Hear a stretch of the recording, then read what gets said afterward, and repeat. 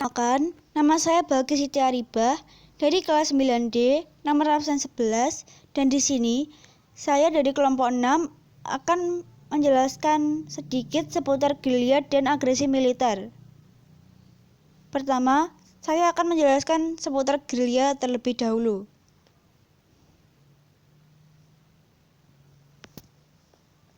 Perang gerilya. Pengertian. Perang gerilya adalah perang yang dilakukan secara sembunyi-sembunyi, penuh kecepatan, sabotase, dan biasanya dalam grup yang kecil tapi sangat fokus dan efektif. Ahan Nasution yang pernah menjabat Pucuk Panglima Tentara Nasional Indonesia Angkatan Darat atau TNI AD menuliskan di buku Pokok-pokok Gerilya. Bagi tentara, perang gerilya sangatlah efektif. Mereka dapat mengelabui, menipu, atau bahkan melakukan serangan kilat.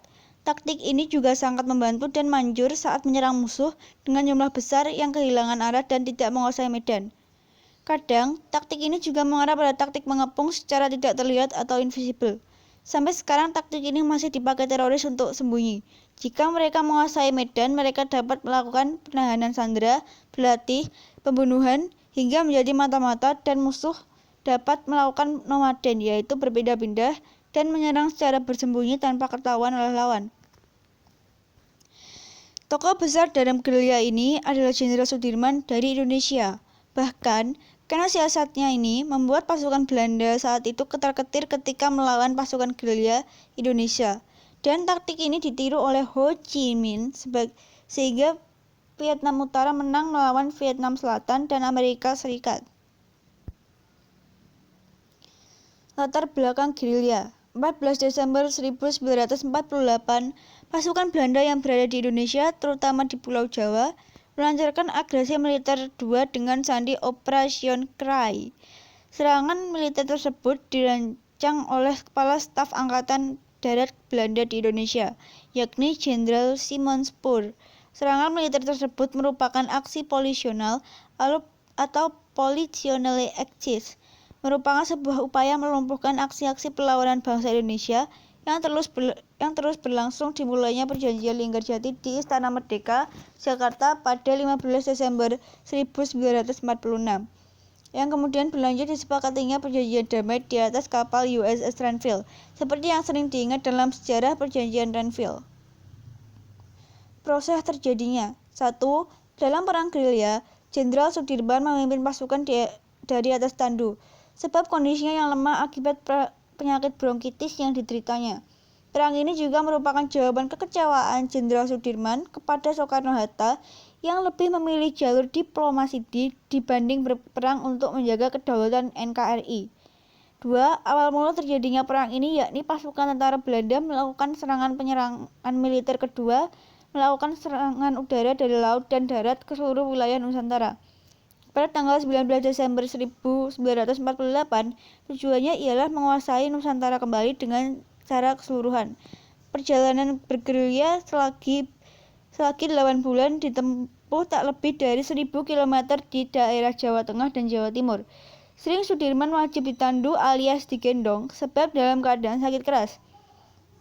Sesuai berpindah-pindah dari berbagai desa, rombongan Sudirman kembali ke Yogyakarta pada tanggal 10 Juli 1949. Tujuan: untuk menguasai keadaan sekitar musuh sehingga dapat melakukan penyanderaan tanpa diketahui, membunuh musuh dengan tanpa suara, serta menghabiskan pasukan musuh tanpa diketahui oleh pemimpinnya. Dampak: 1.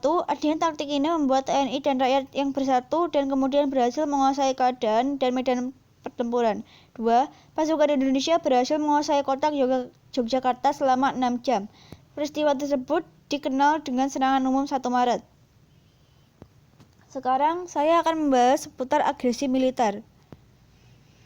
Latar belakang agresi militer Belanda pertama. Agresi militer Belanda 1 dilatar belakangi oleh Belanda yang tidak menerima hasil perundingan Linggarjati yang telah disepakati bersama pada tanggal 25 Maret 1947. Atas dasar tersebut, pada tanggal 21 Juli 1947, Belanda melakukan agresi militer pertamanya dengan menggempur Indonesia.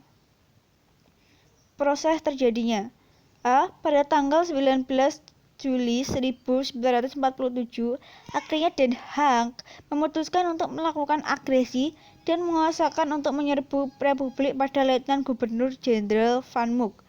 B. Pada tanggal 21 Juli 1947, tentara Belanda melancarkan serangan di mana-mana baik melalui darat dan udara. C. Tanggal 30 Juli 1947, pemerintah India dan Australia melanjutkan permintaan resmi agar masalah Indonesia segera dimasukkan dalam daftar acara Dewan Keamanan. Permintaan tersebut diterima pada tanggal 31 Juli 1947.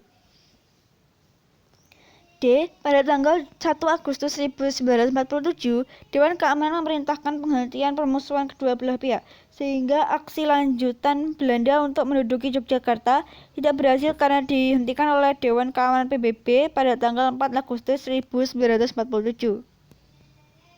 Tujuan 1. Tujuan politik mengepung ibu kota Republik Indonesia dan menghapus kedaulatan Republik Indonesia. 2. Tujuan ekonomi merebut pusat-pusat penghasilan makanan dan bahan ekspor. 3. Tujuan militer menghancurkan Tentara Nasional Indonesia.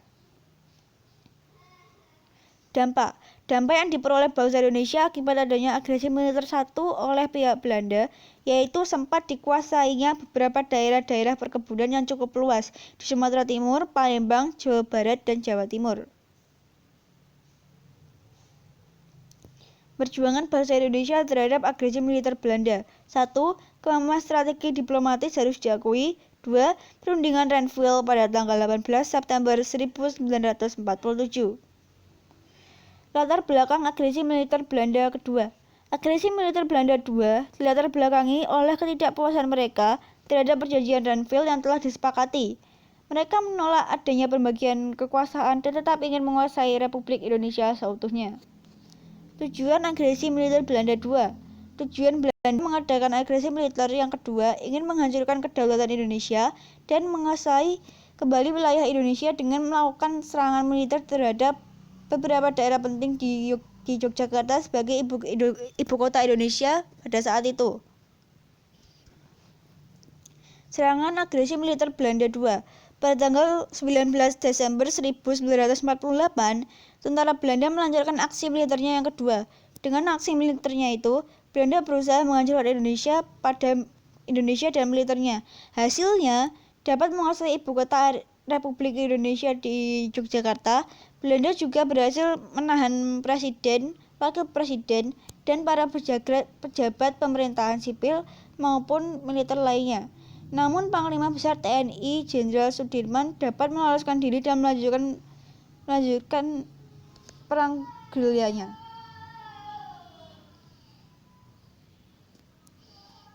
Dampak agresi militer Belanda II. Adanya agresi militer kedua yang dilakukan Belanda terhadap Indonesia yaitu mengakibatkan dihancurkannya beberapa bangunan penting di Yogyakarta. Bahkan Yogyakarta yang pada saat itu dikuasai oleh Belanda. Selain itu, presiden dan wakil presiden beserta sejumlah pejabat pemerintah Indonesia berhasil ditawan kemudian diasingkan oleh pihak Belanda. Perjuangan bangsa Indonesia terhadap agresi militer Belanda II. 1. Keampuhan strategi diplomasi dengan melancarkan agresi militernya yang kedua. 2. Pemerintahnya darurat Indonesia sebelum Belanda memasuki istana kepresidenan. 3. Perundingan Royem untuk menjamin terlaksananya penghentian agresi militer Belanda II. Terima kasih, sekian yang dapat saya sampaikan. Bila ada kelebihan atau kekurangan, mohon dimaafkan. Wassalamualaikum warahmatullahi wabarakatuh.